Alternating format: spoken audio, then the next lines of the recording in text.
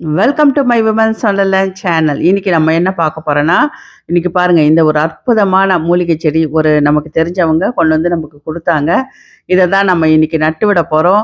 ஆ இது என்ன மூலிகை செடி? நர்சரி எல்லாம் நெறைய தடவ கேட்டுருக்கேங்க. இந்த மூலிகை செடி கிடைக்கவே இல்ல. மோஸ்ட்லி நமக்கு எல்லா நர்சரிலுமே கிடைக்க மாட்டேங்குதுங்க இதெல்லாம். இதெல்லாம் ஒரு ரேர் வெரைட்டியான ஒரு கீரை வகை. இது என்ன மூலிகைன்னா, துத்துக்கீரை அப்படின்னு சொல்லுவாங்க பாருங்க. நெறைய மருத்துவ குணங்கள் இருக்க இந்த இது வந்து நான் தேடிட்டு இருந்தேன். நமக்கு தெரிஞ்சவங்க கொண்டு வந்து குடுத்தாங்க. இப்போ மாடியில வச்சு விட்டுடலாம். ஏற்கனவே லைட்டா வாட்டமா தான் இருக்கு. அதனால உடனே வந்து வச்சு விட்டுடலாம்னு சொல்லிட்டு கொண்டு வந்திருக்கேன். வேரோடு இருக்கிறதால கண்டிப்பா பழச்சிக்கும். குட்டி தொட்டியில வச்சுட்டு நம்ம கொஞ்சம் வளர்ந்த பிறகு பெரிய தொட்டியில எடுத்து வச்சுக்கலாம். இந்த துத்து கீரைய பத்தி நெறைய பேருக்கு தெரிஞ்சிருக்கும். இப்ப நெறைய தெரிஞ்சுக்கிட்டே வருதுங்க. இது வந்து மூலத்துக்கு அதாவது வெளிமூலம், உள்மூலம் 2த்துக்குமே ரொம்ப ரொம்ப நல்ல இந்த கீரைய சாப்பிடுறதால உடனே சரியாயிடும்னு சொல்றாங்க. இது எப்படின்னா, இத வந்து பச்சையா கூட சாப்பிடலாம். சமைச்சும் சாப்பிடலாம். இத இலைகள் எடுத்து பருப்பு போட்டு கடைஞ்சும் நம்ம சாப்பிடலாம். இத வந்து நம்ம சாப்பிட்டுட்டே வரும்போது, தொடர்ந்து சாப்பிடும்போது, அந்த மூல நோய் வராமயே நம்ம பாதுகாக்கலாங்க. அதாவது எப்படின்னா, மோஷன் போற இடத்துல ம நெறைய பேருக்கு பிளட் வர ஆரம்பிக்கும். அதெல்லாம் சரியாகக்கூடிய துத்துக்கீரை தான் இது. ஸோ இது நமக்கு இந்த அரிய வகை மூலிகை செடி நமக்கு கிடைச்சது. இன்னைக்கு வச்சாச்சு. அடுத்ததா நம்ம என்ன பண்ண போறோம்னா, இன்னைக்கு ஒரு கொடி வகைய தான் இதில நட போறேங்க. இங்க பாருங்க மண் கலவை ரெடி பண்ணி வச்சிருக்கேன். கொஞ்சம் பெரிய தொட்டி தான். ஏற்கனவே மண் கலவை ரெடி பண்ணி வச்சிருந்தேன். கிட்டத்தட்ட 1 வாரம் ஆயிடுச்சு இந்த மண் கலவை. அது கொஞ்சம் லைட்டா இருக்குன மாரி இருக்கு. அதனால கொஞ்சம் தண்ணி விட்டு நல்லா கொஞ்சம் பதப்படுத்திடலாம்னு சொல்லிட்டு, இப்ப இந்த இது வச்சு குத்தி விட்டுட்டுருக்கேன். இப்போ வந்து இத என்ன பண்ண போறோம், இதில வந்து நம்ம ஒரு கொடி வகைய தான் நட போறோம். நம்ம ஏற்கனவே விதை போட்டது தான் சூப்பரா முளைச்சு வந்திருக்கு. பாருங்க இந்த மாரி குழி மாரி எப்பவுமே வந்து கொடி வகைகள் கொஞ்சம் எப்பவுமே எல்லாமே நான் கொஞ்சம் டீப்பா தான் வச்சு விடுவேன். இப்போ கொஞ்சம் நல்லா இது மாரி நோண்டி எடுத்துட்டு, நம்ம என்ன பண்ண போறோம், ஒரு குழி குழி ரெடி பண்ணிக்கோங்க. தொட்டியில வச்சாலே போதும் இந்த கொடி வகை சூப்பரா வளரும். இந்த மாரி நம்ம வந்து முதல்ல என்ன பண்ணணும், குழி மாரி எடுத்துட்டு, இப்போ நம்ம என்ன கொடி நட போறோம்னா, இது பாருங்க குட்டை பீர்க்கங்கா. நான் இந்த வாட்டி பீர்க்கங்கா போடாமயே இருந்தேன். அப்புறமா இந்த விதைகள் கிடைச்சது. அதனால கொஞ்சம் போட்டு விட்டேன். கிட்டத்தட்ட 1 வீக்லயே சூப்பரா முளைச்சு வந்திருக்கு. ஸோ இப்போ 3வது இலை வர ஆரம்பிச்சிருச்சு. அதனால நம்ம இப்ப நான் எடுத்து நட்டு விட்டுட்டீங்கன்னா, ரொம்ப ஈஸியா வளர்ந்துரும். எப்பவுமே ஒரு 3வது இலை வந்த பிறகு தான் நம்ம ட்ரான்ஸ்ஃபர் பண்ணணுங்க. "முளைச்சு 3 இடம் விட இப்படியெல்லாம் பேசிட்டு இருக்கியே" அப்படின்னு சொல்லுவாங்க பாருங்க. அதுதான் அந்த 3வது இலை வந்தா தான் மெச்சூரிட்டியா இருக்குன்னு அர்த்தம். இந்த மாரி இந்த குழியில கொஞ்சம் நம்ம தொழு உரம் போட்டுக்கலாம். தொழு உரம் பிளஸ் வந்து காய்ந்த இலை சருகுகள். இன்னைக்கு வந்து நான் வந்து இந்த பூக்கள், காய்ந்த பூக்கள் அதுதான் எடுத்து அந்த குழிக்குள்ள போட்டுருக்கேன். இப்ப இந்த மாரி அப்படியே கவுத்தீங்கன்னா சூப்பரா இது வந்து நான் நான் காலையிலேருந்து தண்ணி விடல. அதனால கவுத்த உடனே டக்குன்னு வந்துடுச்சு. அ அது வந்து மண்ணே கொஞ்சம் லூஸா தான் இருந்திருக்கு. ஸோ இது வைக்கும்போது என்ன ஆச்சுன்னா, சில கொடிகள் வந்து லைட்டா அந்த கூட்டத்துல இருந்து வெளியில வந்துடுச்சு. ஸோ அது எல்லாமே ஒண்ணா சேர்த்து எடுத்து விட்டுடலாம். கிட்டத்தட்ட ஒரு 4 கொடி இருக்குங்க அதுல. எல்லாமே ஒரே இதுல தான் வச்சு விடுறேன். இந்த மாரி நம்ம கிட்ட ஒரு 5யாவது ஒரு இதுல வச்சு நம்ம ஏத்தி விட்டா தான், நமக்கு தேவையான காய்கறிகள் கண்டிப்பா கிடைக்கும். 1 ஏத்துனீங்கன்னா கொஞ்சம் கொடி வகையில சில கொடிகைகள் 1 இருந்தாலே போதும். ஒரு 4 பேர் இருக்க ஃபேமிலிக்கு நம்ம இந்த மாரி 2, 3 கொடி வகைகள சேர்த்து நட்டு விட்டீங்கன்னா, அதோட பலன் நமக்கு நல்ல நெறைய கிடைக்கும். இங்க பாருங்க இந்த மாரி எடுத்து விட்டுடலாம். இது வந்து கொஞ்சம் தனித்தனியா பிரிஞ்சிடுச்சு. ஸோ நம்ம நல்லா சேர்த்து மண் கலவை ரெடி பண்ண மண் கலவைய நல்லா சேர்த்து கட்டி விடணும். ஒண்ணு பாருங்க தனியா அந்த இதுலேருந்து வந்துடுச்சு. இதையும் நாம உள்ள வச்சு நட்டு விட்டுடலாம். ஆ வேர் இருக்கு. அதனால எந்த பிரச்சனையுமே இல்ல.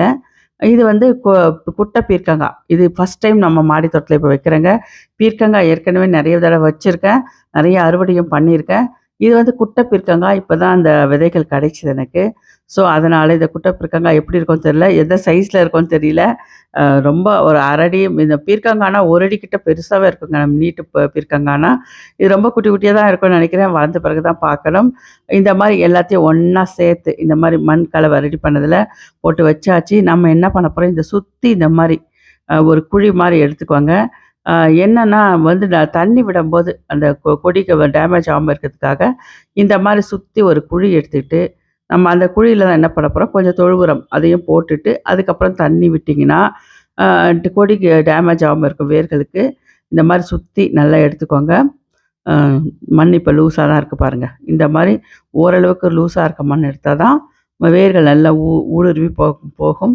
இப்ப இத சுத்தி நம்ம வந்து தொழு உரமும், கொஞ்சம் காய்ந்த சருகுகளும் சேர்ந்ததும் சேர்த்து போட்டு விட்டுட்டு, அப்புறம் நல்லா தரோவா தண்ணி விட்டுருங்க.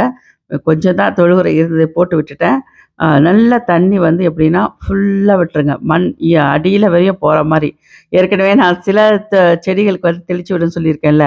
இந்த செடிக்கு வந்து இந்த கொடிக்கு வந்து நம்ம வந்து நல்லா அடியில போற மாரி தண்ணி விட்டுட்டீங்கன்னா, ஒரு 2 நாளைக்கு நம்ம டிஸ்டர்ப் பண்ணாம அப்படியே விட்டுருணுங்க. மறுபடியும் தண்ணிலாம் விட வேணாம். இத ஃபுல்லா தண்ணி விட்டுட்டீங்கன்னா, 2 நாள் 2 நாள் வரையும் டிஸ்டர்ப் பண்ணாம விட்டீங்கன்னா, நல்லா வேர்கள் வந்து ஊடுருவி நல்லா போயிடும். அடுத்ததா நம்ம வச்ச தக்காளி செடி, இந்த வாட்டி எக்கச்சக்கமான தக்காளி செடி இருக்குங்க. தொட்டி தான் ரெடி பண்ண முடியாம, நெறைய தக்காளி செடி நாத்து விட்டது அப்படியே இருக்கு. இப்ப இந்த தக்காளி செடி நல்லா வளர்ந்து வந்துட்டுருக்கு பாருங்க. இது வந்து ஒரு சின்ன குட்டி தக்காளி செடி தான் இது. அதாவது குட்டை வெரைட்டி மாரி தாங்க இது. அ தக்காளியே வந்து குட்டி குட்டியா தான் இருக்கும். இங்க பாருங்க. இதில வந்து நம்ம என்ன பண்ண போறோம், நல்ல பூக்கள் எடுக்க ஆரம்பிச்சிருக்கு இந்த தக்காளி. நல்லா செழிச்சும் வளர்ந்துருக்கு பாருங்க. இப்ப இந்த மாரி ஸ்டிக் வச்சு நாம சப்போர்ட் குடுக்கணும் அதுக்கு. அதனால தான் இன்னைக்கு சப்போர்ட் குடுக்கலன்னா வச்சுக்கோங்க, சப்போஸ் என்ன ஆகும்னா, நெறைய காய்கள் வைக்கும்போது அப்படியே தொங்கி போய் சாஞ்சு உடைஞ்சு போயிடும். காய்களோட வெயிட்ல அது போயிடுங்க. அதனால இந்த குச்சிய வச்சு நம்ம கண்டிப்பா சப்போர்ட் பண்ணணும். இங்க பாருங்க, இது வந்து அமேசான்ல ஆர்டர் பண்ணி வாங்குனது தான். ஆனா நமக்கு சாதாரணமா நீங்க வந்து இதில வந்து நமக்கு இந்த குச்சி தாங்க பெஸ்ட்டு. பேம்பு. அத வாங்கி நீங்க வச்சீங்கன்னா பேம்புன்னு தான் சொல்லி குடுத்தாங்க இது. இது ஆக்சுவலா பேம்புவா என்னன்னு தெரியல. சீரா இருக்கு அப்படியே பார்க்க குச்சி. ஓரளவுக்கு தான் ஸ்ட்ராங்கா இருக்கு. அதனால அமேசான்ல ஆர்டர் பண்ணது தான். இங்க எனக்கு எங்கேயுமே பேம்பு கிடைக்கல. உங்களுக்கு கிடைச்சா பேம்பு குச்சி வாங்கிக்கோங்க. ரொம்ப சீப்பாவும் இருக்கும். இந்த மாரி வச்சு நல்லா கொஞ்சம் அந்த வேர்கள் டேமேஜ் ஆவாத அளவுக்கு பக்கத்துல வச்சு நல்ல ஒரு சப்போர்ட் குடுத்துடலாம். இப்போ வந்து 3 தொட்டிக்கு நான் சப்போர்ட் குடுக்கலான்னு எடுத்து வந்து வச்சிருக்கேங்க. நெறைய தக்காளி செடி இருக்கு. அது எல்லாமே நாத்து விட்டது அப்படியே இருக்கு. அதெல்லாம் எடுத்து வைக்கணும். நெறைய வேலைகள் இருக்கு. இந்த தை மாசம் அதாவது ஜனவரிலாம் பொறந்தாலே எக்கச்சக்கமான வேலைகள் இருக்கும் மாடி தோட்டத்துல. அதுக்கு தான் வந்து சொல்லியிருக்காங்க ஒரு பழமொழி சொல்லுவாங்க பாருங்க. "விதைக்கிற நாளில் ஊருக்கு போனால், அறுக்கிற நாளில் ஆள் தேவையில்லை" அப்படின்னு சொல்லுவாங்க பாருங்க. அதனால இந்த டைம் வந்து ஜனவரில விதைக்கிறது, நாத்து எடுத்து வைக்கிறது எல்லா வேலையும் செய்ய வேண்டியிருக்கும்.